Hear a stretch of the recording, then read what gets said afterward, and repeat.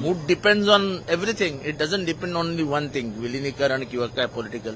मला काही family problem असू शकतात, माझे काही पर्सनल प्रॉब्लेम असू शकतात. माझा मूड नव्हता ह्याला तर पत्रकार विचारतील तुमचा मूड का नव्हता. अरे अरे सर, पण It's तुमच्या personal. व्यतिरिक्त इतर नेते देखील कोणी आलेले नव्हते बैठकीला. नाही, ते मला माहित नाही. माझ्याकडे काल नगरसेवकांची बैठक होती, आज महासभा आहे. विरोधी पक्ष नेता कोणाला करायचा, समित्या कोणाला द्यायच्या, ह्याच्यासाठी बैठका होत्या आणि त्या बैठका मला टाळता येत नव्हत्या कारण का नंतर नाराजीचा सूर पसरतो. आणि आज महासभा आहे त्यामुळे महासभेच्या आधी हे सगळे निर्णय घ्यावे लागतात. त्याच्यासाठी ते निर्णय घेऊन मग मला तुम्ही ब्लॅक बॉक्सच्या संदर्भात प्रश्न उपस्थित केलाय, तुम्ही विधानसभेमध्ये सुद्धा हे प्रश्न उपस्थित करणार का याच्याबद्दल? अहो, मी ओपनली पहिल्यांदा बोलतोय. मी एकदा इथे बोललो तर सगळीकडे बोलणार ना. आज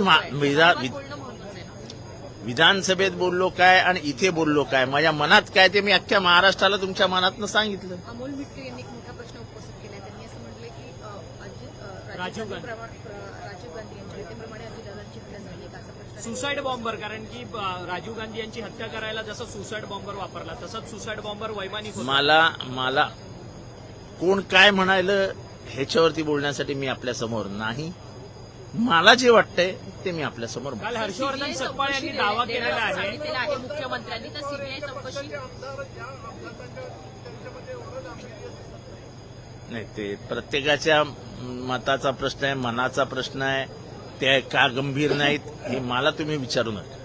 सर, मुख्यमंत्र्यांनी सीबीआय चौकशी देणार असं सांगितलेलं आहे. सीबीआय चौकशीच्या नंतर या सगळ्या गोष्टी समोर येतील का? डीजीसीएच्या रिपोर्ट, अंतिम रिपोर्टसाठीची काही नाही, असं आहे की रोहित पवार ज्या लाईनवर चालले आहेत, मला वाटतं ती लाईन योग्य आहे. ते बरंच संशोधन करतायत आणि त्या माध्यमातून त्यांनी पैसा कोणाचा आहे ते पहिली गोष्ट म्हणजे त्या विमानाचं माहितीच तुम्हाला देतो की त्या विमानाला भारतात उडण्याची परवानगीच नव्हती. रजिस्ट्रेशन असं लावलं. त्या विमानाचे 5,000 तासाच्या वरती त्यांनी उडू नये असं असताना 8,000 तासाच्या वरती ते विमान उडून झालं होतं. म्हणजे संपूर्ण रिस्क घेऊन जर डीजीसीए स्वतःचे म्हणजे काय इन्व्हेस्टमेंट वाचवण्यासाठी ती कमाई करण्या जे काय असेल ते माणसाचा जीव गेला ना.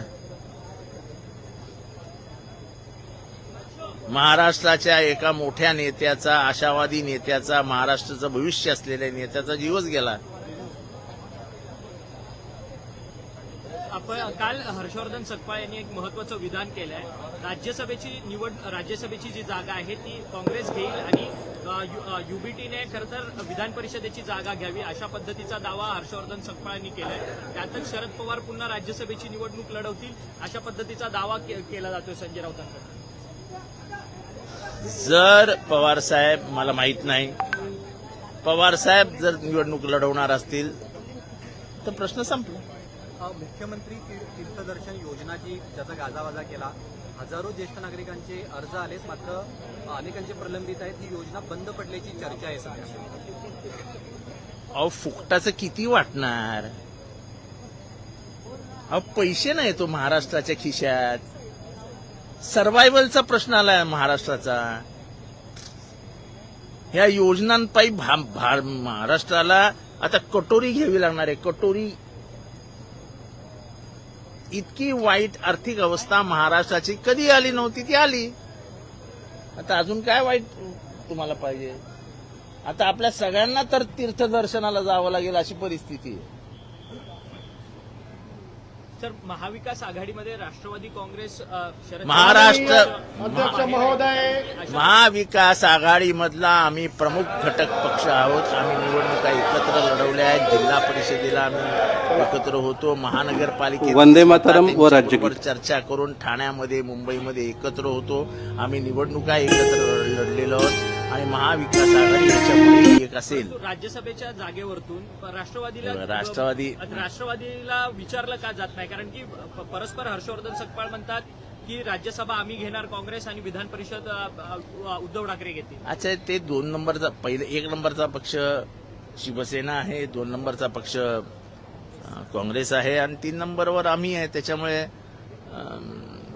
जी बड़ी भैंस जिसकी है वो ज्यादा दूध का दावा करता है. अशाच नवनवीन अपडेट्ससाठी डिजिटल कोल्हापूर चॅनेलला सबस्क्राईब करायला विसरू नका.